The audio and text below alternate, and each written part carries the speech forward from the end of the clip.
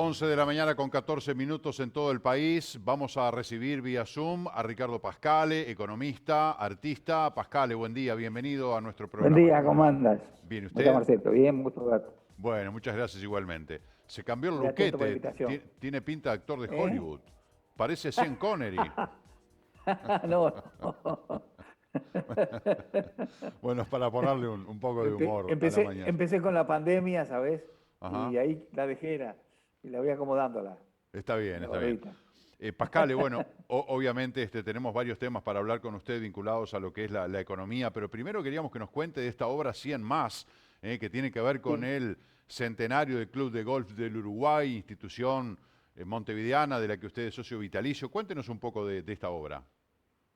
Este, eh, el Club de Golf, como te dije, cumple 100 años, cumplió 100 años de vida en un país que no tiene 200 años, es bastante, ¿no? Este, eh, y bueno, las cosas se fueron dando como para que yo tuviera que hacer la muestra o la cultura. Y bueno, lo primero que tomé en cuenta fue el espacio, ahí la estamos viendo, y que digamos que lo que quería era una obra transparente, digamos que el paisaje entrara en ella y ella entrara en el paisaje, y no que fuera una cosa, digamos, que obstaculizara la visión de un campo de golf muy lindo, que es uno de los, hecho por uno de los mejores, un escocés, Alistair Mackenzie, que hizo de las mejores canchas de golf del mundo, y que había hecho también la de Uruguay hace muchos años. Es patrimonio nacional la cancha. Entonces para mí era un desafío muy grande y tenía que ser muy cuidadoso de intervenir el espacio, pero a su vez, si se puede, digamos, tratar de mejorarlo un poco o de ayudar a darle más interés.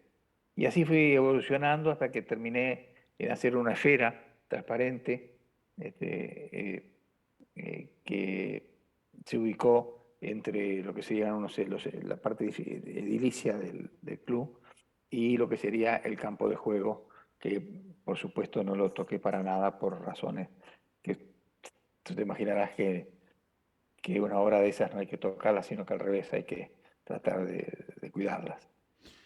Uno de Este, los mayores desafíos que tuvo usted fue el problema de la implantación de piezas en contextos específicos, que es un poco lo que usted describía.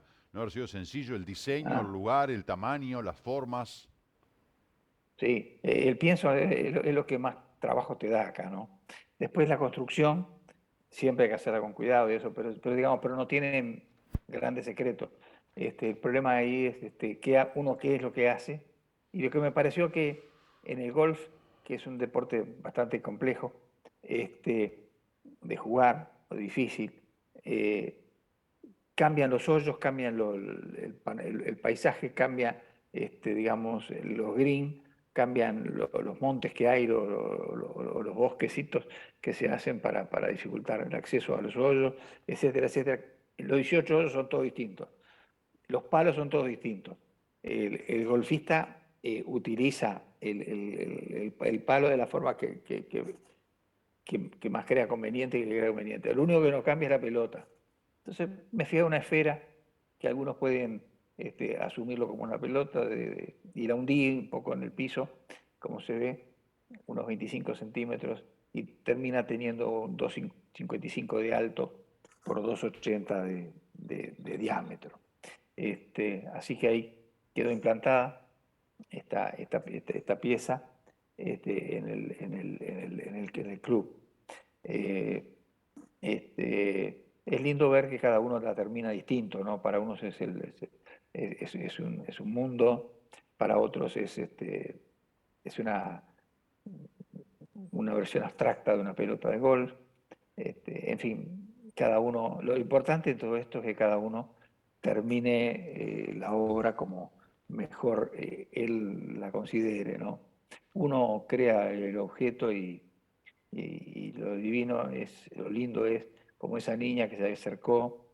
Si tú subieras, los niños, por ejemplo, en particular, ven cosas que uno no ve y, y tratan digamos, de imaginarse y te sorprenden gratamente con las reflexiones que hacen, ¿no? También los adultos, pero los niños son particularmente creativos. Si uno ve el dibujo de un niño y sería difícil de igualarlo, ¿no? Ayer me mostraban un dibujo de un niño y anteayer y era una cosa que, un dibujo así hecho, así nomás, ¿no? Digamos, sin mucha preocupación, el chiquirín, la chiquilina, una niña era, y fue precioso, precioso. Ahí está la niña mirándolo, es una de las tantas que a veces se acercan, lo miran, me preguntan cuando yo estoy por ahí. Dio trabajo hacerlo, porque después tuve que hacer esos agujeros que como se ven allí, esos agujeros que yo los hice para que son caños, son 40 círculos de caño de distinto diámetro que terminan configurando una esfera, pero se me caían, o sea, no me aguantaban los caños. Entonces, para que se aguantaran los caños, tuve que hacer esos agujeros que después, al irlo viendo, comprendí que podían tener mucho interés visual, formal, y además permite el mantenimiento en la parte del círculo interior que está hundido, ¿no es cierto? Que como se ve ahí está cubierto de césped, así que hasta entra una persona por uno de esos agujeros para poder, o sea, como ves, cuando haces una obra de esta, después el color, qué color le daba, me pareció que el blanco era el cantado, pero eso es una cosa siempre muy, muy, muy personal. Cuando uno hace una obra, nunca hay que creer que está haciendo la obra, sino que es una obra más, lo que hay que poner todo el cariño y la preocupación. El pienso de esto fue lo que más trabajo me dio, ¿no? Como decíamos. O sea, me llevó algunos meses. Primero qué iba a hacer y después qué iba a hacer, cómo lo iba a hacer. De qué material, cómo. Bueno, y Y ahora la verdad que esta institución que lo sí. tiene, como decíamos, como socio vitalicio, ahora tiene parte de su arte y usted de alguna manera sentó allí, enterró en el propio terreno del juego, no en el campo de juego, pero en el predio del club, una obra suya Sí. que lo va a perpetuar. No, bueno, ojalá, pero no, pero la idea era cumplir con un club con el cual estoy muy vinculado de mucho tiempo y, y son momentos en los cuales uno tiene que estar presente, ¿no? Claro. Así como, Usted sabe este, que me veo tentado, veo un pizarrón detrás suyo lleno de fórmulas y esto porque doy uno puede clase acá para pensar, la facultad. uno ve ese pizarrón lleno de fórmulas y a usted, que además de ser docente, usted estuvo en un periodo de la conducción económica del Uruguay, y uno puede pensar, bueno, pero Sí. Pascal tendrá la fórmula mágica y esto de repente sirve como para entrar en el tema de la inflación, este fenómeno, este indicador que se ha globalizado y que tiene en vilo a varios países tratando de enfriar la economía, se han subido las tasas de interés, Uruguay, Estados Unidos, México, Colombia, etcétera. ¿Cómo ve usted el panorama de lo que estamos viviendo? Sí, siempre en el fondo la inflación es un fenómeno de origen monetario, ¿no? Básicamente. En este caso, además del origen, o sea, los gobiernos estuvieron, voy a hablar de los grandes gobiernos, de los gobiernos, digamos, de los países más grandes, digamos así, más influyentes en el escenario internacional, tuvieron que apechugar contra un fenómeno, un shock externo no económico, que fue un shock sanitario, como fue la pandemia, y allí, digamos, utilizaron un conjunto de instrumentos que mucha, mucha liquidez a los mercados, para tratar de salvar a las empresas, tratar de salvar puestos de trabajo, que la gente pasara lo mejor posible. Y bueno, eso después empezó a unir con algunos problemas en las cadenas de suministros y después, como si fuera poco el tema, apareció el problema ¿cómo se llama? De la guerra de Ucrania y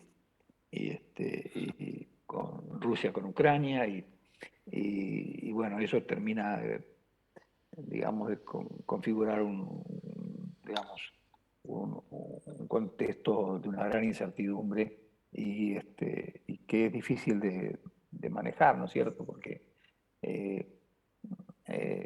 en economía hoy día ya sabemos que los seres humanos que tomamos decisiones, digamos, nos influyen las emociones, nos influyen nuestras formas de pensar y la gente puede entrar en algunos en dudas, en problemas, y eso influye en el impacto inflacionario que pueda tener, ¿no?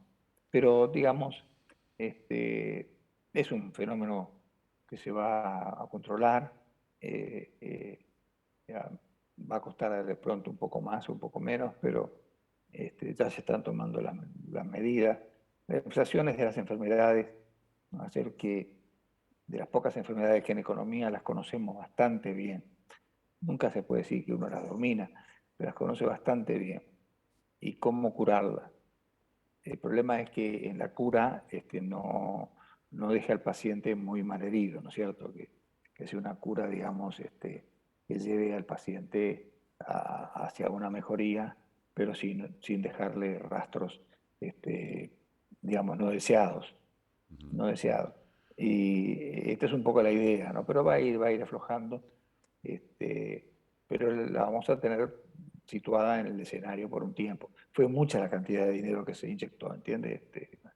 Y más eso, más todos los problemas de la guerra, más los problemas de suministro de energía, los suministros de otros bienes, configuran un marco, digamos, de que además del fenómeno propiamente monetario puede tener algún aditivo adicional propio de la coyuntura, ¿no? Y ahora, tomando en cuenta Uruguay, que tiene dependencia, porque somos autónomos en algunos aspectos, pero en temas macro somos muy dependientes de los vaivenes de la región y del mundo.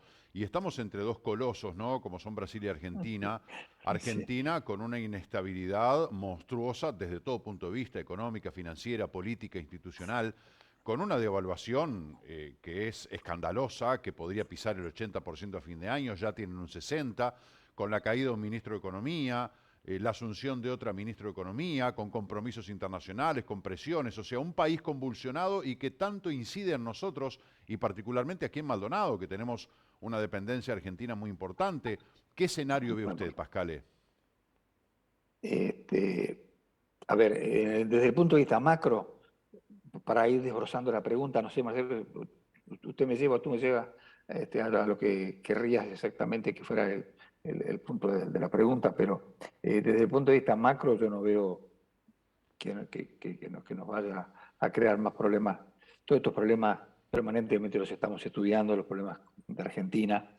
Yo me acuerdo cuando estaba en el Banco Central, tenía varios think tanks que eran de chicas y chicos jóvenes, dirigidos justamente por Ricardo López Murphy, que estaba contratado por el banco, por un organismo internacional, que era uno de mis principales asesores, que vivía acá en Montevideo, venía los lunes de mañana y iba los viernes de noche. Entonces, esos think tanks, entre otras cosas, yo tenía dos de los think tanks, eso que tenía, y era que me estudiaran los problemas de Argentina y el otro que me estudiaran los problemas de Brasil. Y me hacían permanentemente informes y discusiones. O sea, permanentemente estamos estudiando la situación. El tema con estos países así es que no te agarre de sorpresa, ¿no es cierto? Sino que vayas tomando las medidas necesarias. Yo creo que desde el punto de vista macroeconómico y los grandes equilibrios, Uruguay ha hecho un gran esfuerzo, está en un mundo complejo, pero ha hecho un gran esfuerzo y está, digamos, bajo control.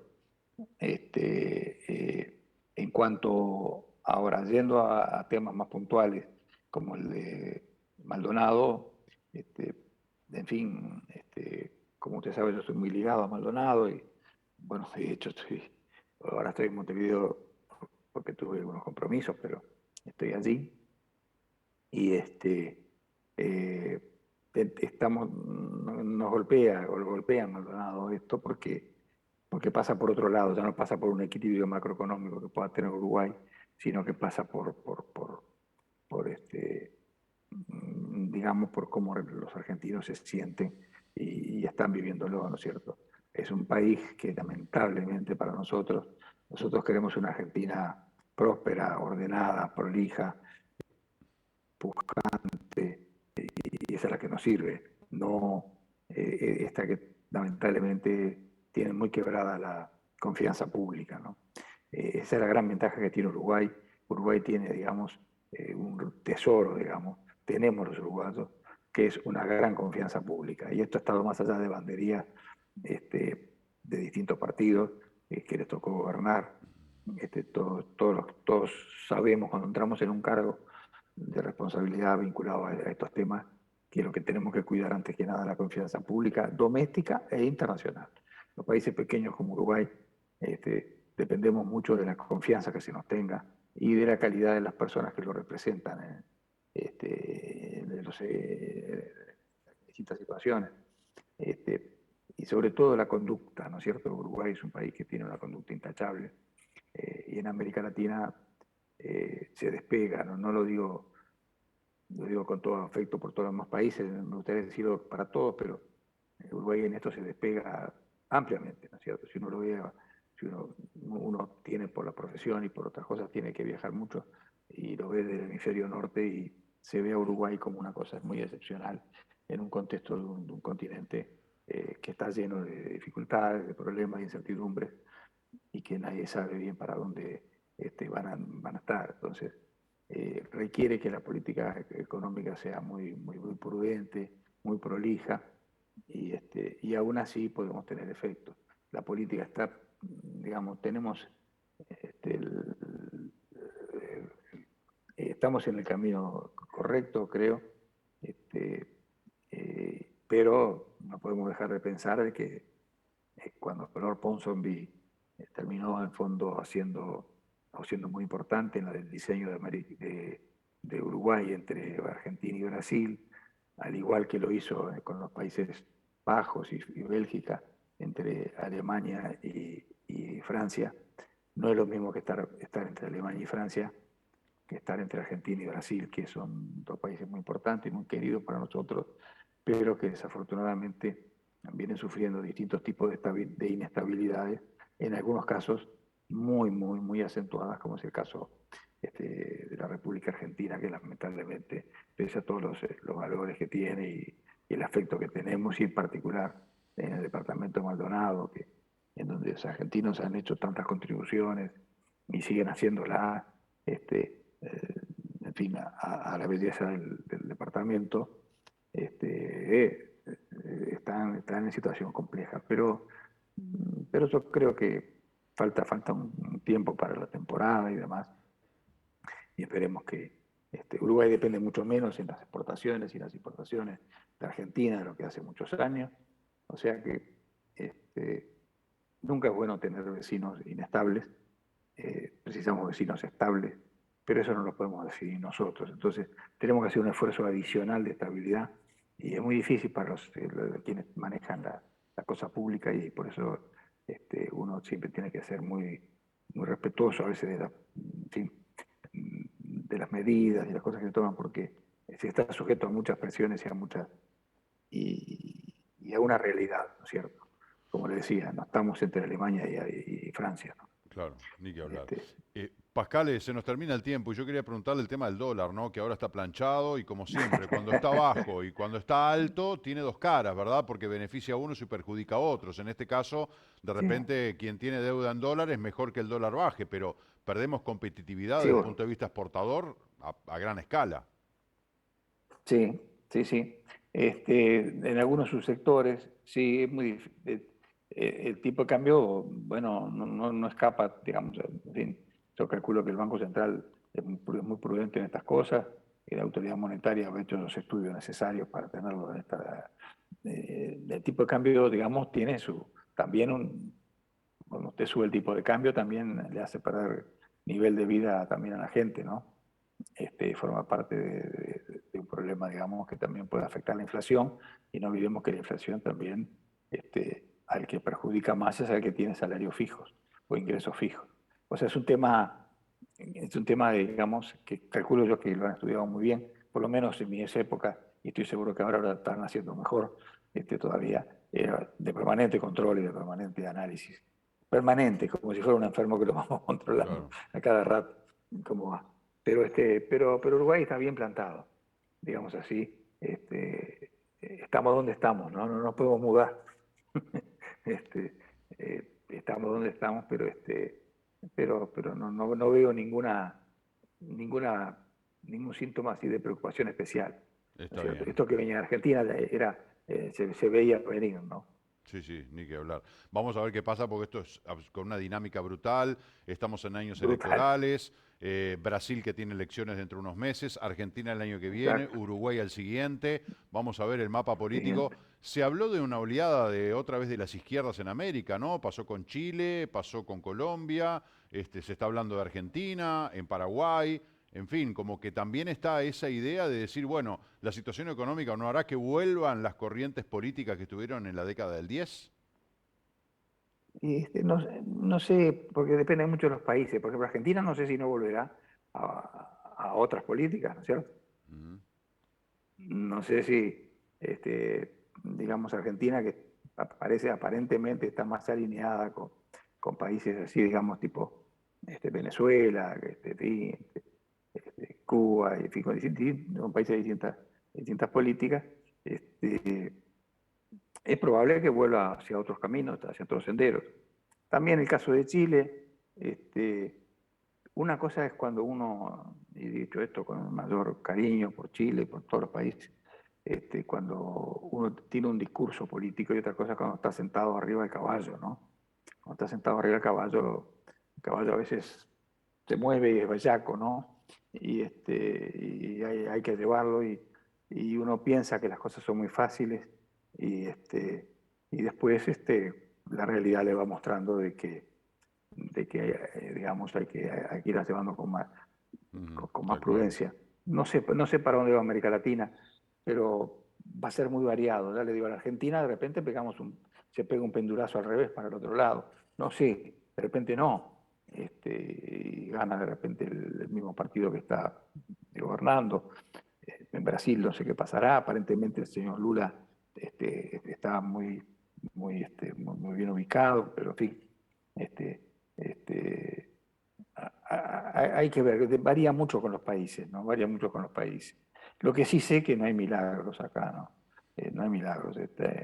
Los países creo que sí. Creo que el gran mensaje de todo esto es que ningún partido, creo que el mundo está como dividido siempre en todos los países en dos mitades, ¿no? Estados Unidos mismo, que es una nación muy poderosa. Usted ha visto las últimas resoluciones de la Suprema Corte de Justicia de Estados Unidos, prácticamente terminan de darle un mazazo a dividir el país en dos, ya no es una grieta, aquello es un abismo entre dos países que parecería que yo cuando estudié allá jamás supuse que esto iba a suceder, Tal una cual. cosa ni por el estilo, Ujú. y está sucediendo. Entonces, este, este, después en la realidad las cosas no son más complejas y hay que conseguir. Lo que es importante es que se pongan de acuerdo para dónde quieren ir los países, porque con una mitad de un país para un lado y con la otra mitad para el Sí, otro es muy es complicado. Es muy imposible ponerse complicado. de acuerdo, ¿no? Cinchando para lados distintos del mismo objeto. Exacto. Ricardo Pascale, es un Pero gusto sí, conversar con usted.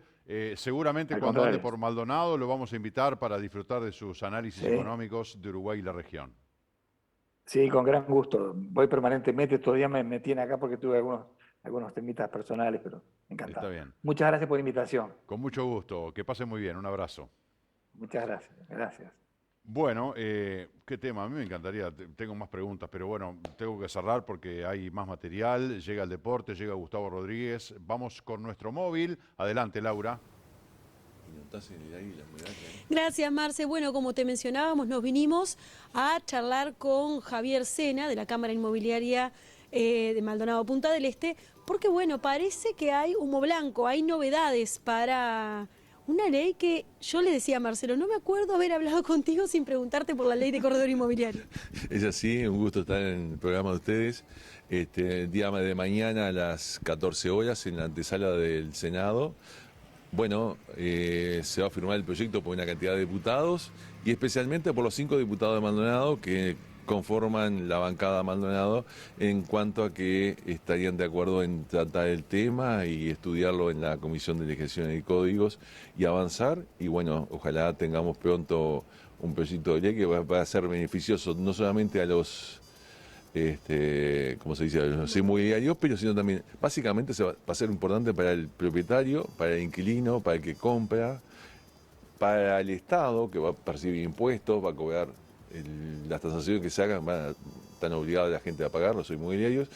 Y bueno, eso lleva a que es un proyecto que no deja a nadie afuera, que es beneficioso para todos y que genera un ambiente, digamos, de seguridad para todas las partes. Por lo tanto, acá estamos, digamos, para algo superior y no algo que, bueno, deje a alguien desconforme, ¿no? Claro, yo lo tomaba como obvio porque digo, hace más de 40 años que esto se está discutiendo, pero si hay alguien del otro lado que todavía queda como un poco perdido, ¿de qué hablamos cuando hablamos de esta ley? Bueno, por eso decía, es una ley que regula el sector, que el sector inmobiliario es un sector que muchísimas plataformas, inmobiliarios clandestinos y demás que actúan y que generan problemas, no solamente en la paga de impuestos, sino problemas con todas las partes de que no, digamos, lo que se realice ahí no está conforme a la buena costumbre, o sea, a la ley. Dejan gente colgada, gente con problemas, hemos tenido 1000 denuncias y bueno, con esto se va a ir jerarquizando este sistema, digamos, lo que son los inmobiliarios en todo el país. Es un proyecto para todo el país, ¿no? Y yo, por lo menos, que tengo conocimientos de tema, hace 40 años que estamos en el tema. Y yo del año 94, porque fundamos SIDEN en aquel momento, y ya cuando fundamos SIDEN, empezamos a poquitos meses, ya presentamos un proyecto del Parlamento. En el año 2001 hubo una media sanción por diputados y se terminó el periodo y no pudimos sacarla, del Parlamento en senadores. Ahora aspiramos a que en este año se puedan sacar las dos cosas. Yo creo que hay tiempo, hay buena... Lo que creo que el sistema, tanto político, la gente en común, los inmobiliarios, todos, creo que lo que se está viendo es que llegó esto con Maduro ya. Llegó porque todo el mundo dice sí, hay que buscarle una solución a toda esta problemática y un marco legal. Y bueno, creo que es el momento, todas las partes están conformes a estudiarlo y a avanzar. Y esto es lo bueno, ¿no? Esto llega a la Cámara de Diputados, ¿con qué apoyo? Y después sí pasa a senadores, ¿no? Sí. Bueno, esto fue un poco armado por la vicepresidenta de la República, ¿no? Que nos pidió que juntáramos a los diputados de Maldonado, de Rocha, de Canelones y Colonia. Por lo que sabemos, hay unos 11 diputados más o menos que ya estarían firmando, más algunos se pueda sumar en el día de hoy, mañana. Van a ser muchos diputados que están detrás de esta iniciativa y que, como siempre decimos, al estar en la Comisión de Legislación y Código, ahí van a haber aportes de los distintos diputados y pueden ser de gente que esté relacionada con el tema y demás, que todo va a beneficiar en algo que queremos que sea el mejor proyecto que se pueda sacar. Esta reunión va a ser mañana en Montevideo. Esto quiere decir que la Cámara Inmobiliaria no va a estar presente en los festejos de Punta del Este. Sí, lamentablemente, por lo menos yo, los directivos, muchos van a estar y en un día tan especial para Punta del Este, ¿no? Porque realmente los que trabajamos acá y hace más de 40 años que tenemos una oficina, hace 50 años que estamos acá en la zona, esta es nuestra ciudad, nuestro lugar, nuestra vida. Hemos crecido, nos hemos desarrollado acá y este es el mejor lugar del mundo, ¿no? Así que bueno, buenísimo y mañana muchos de nuestros colegas van a estar en la recorrida y nosotros en el Parlamento con este proyecto. Seguramente tendremos novedades después. Muchísimas gracias. No, gracias a ti, por supuesto que sí, van a haber novedades y bueno, estaremos todas las semanas en el Parlamento para apoyar esto y darle la información que necesiten los diputados. Gracias, Javier. Marcelo, nosotros volvemos contigo a estudios y en un ratito nos reencontramos. Muy bien, gracias Laura, gracias a Javier Sena también. Vamos a hacer una pausa. Antes quiero agradecer a Armando Coafer, gracias por el corte de pelo. Yo me lo estropeé un poco, me metí un gel ahí, me quedaron unos pirinchos, pero muchas gracias a Johnny por este corte espectacular. Armando Coafer está en la calle Ituzaingó, 861 bis, casi Dodera. Teléfono 42 23 49 15, llamás por teléfono, la hora que te quede bien, ellos te van a atender. Excelente calidad de atención, corte exclusivo para caballeros, Armando Coafer. Reitero, 42 23 49 15. El saludo para Armando, para Johnny, para Patricia y para toda la gente de Armando Coafer. Pausa a las 11:44, ya volvemos.